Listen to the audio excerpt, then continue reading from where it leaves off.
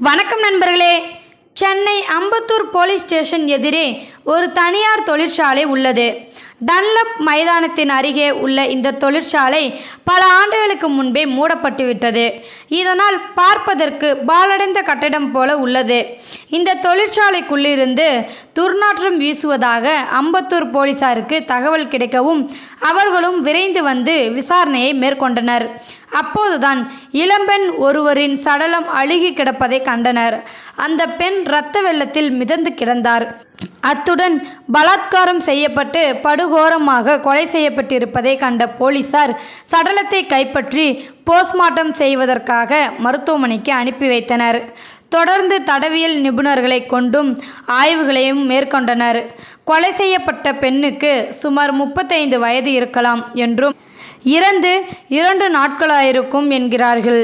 உடலில் பல்வேறு இடங்களில் காயங்கள் இருந்துள்ளன.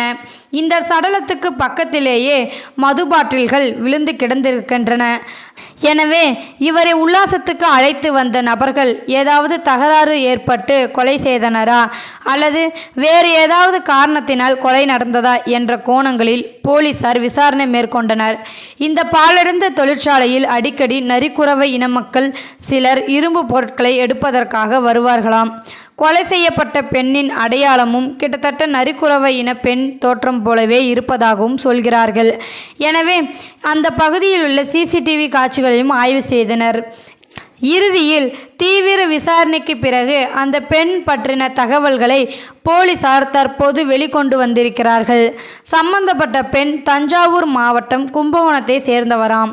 இந்த பெண்ணுக்கு திருமணமாகி ஒரு குழந்தையும் உள்ளது. கணவர் கும்பகோணத்திலேயே இருக்க இந்த பெண் மட்டும் சென்னையில் உள்ள ஜவுளி கடை ஒன்றில் வேலை செய்து வந்துள்ளார். அதே ஜவுளி கடையில் வேலை பார்த்து வந்த பெரம்பலூரை சேர்ந்த ராஜா என்பவருடன் நெருக்கம் ஏற்பட்டுள்ளது.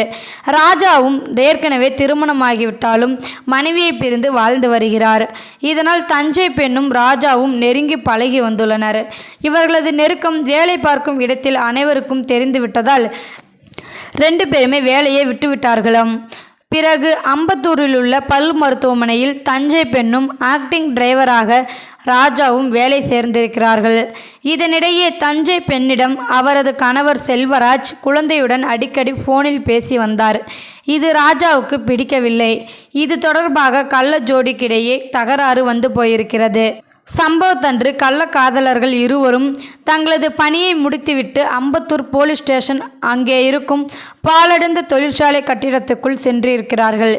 இருவருமே தண்ணி அடித்துவிட்டு ஜாலியாக இருந்திருக்கிறார்களாம். அப்போது இனிமேல் உன்னுடைய கணவர் குழந்தையுடன் பேசக்கூடாது என்று ராஜா கண்டிப்புடன் சொல்லியிருக்கிறார். இதனால் மறுபடியும் கள்ளஜோடிக்கு தகராறும் முற்றிவிட்டது. இதில் ஆத்திரமடைந்த ராஜா தன்னிடமிருந்த கத்தியை எடுத்து பெண்ணின் கழுத்தில் குத்தி கொன்றுள்ளார். அத்துடன் அப்பெண் அணிந்திருந்த ஆடைகளை கழட்டியே மொத்த சடலத்தையும் சுற்றி அதே பாழடைந்த கட்டிடத்துக்குள் வைத்துவிட்டு அங்கிருந்து தப்பி சென்றிருக்கிறார். ஆனால் கொலை செய்ததுமே குற்ற உணர்ச்சியால் துடிதுடித்து போன ராஜா அதனால் வழியிலேயே விஷத்தை வாங்கி குடித்துவிட்டு மறுபடியும் சாலையில் தள்ளாடிப்படியே நடந்து சென்றிருக்கிறார். அப்போது அங்கிருந்த டிராஃபிக் போலீசார் ராஜாவை வழிமறித்து விசாரித்த போதுதான் அவர் விஷம் குடித்திருப்பது தெரிய வந்தது. இதனால் உடனடியாக அவரை கீழ்ப்பாக்கம் அரசு மருத்துவமனையில் அனுமதித்தனர். ராஜாவுக்கு உடனடியாக சிகிச்சை மேற்கொள்ளப்பட்டதில் அவரது உயிர் காப்பாற்றப்பட்டது. இதையடுத்து தஞ்சை பெண்ணை கொலை செய்ததற்காக ராஜாவை போலீசார் கைது செய்து ஜெயிலில் அடைத்துள்ளனர்.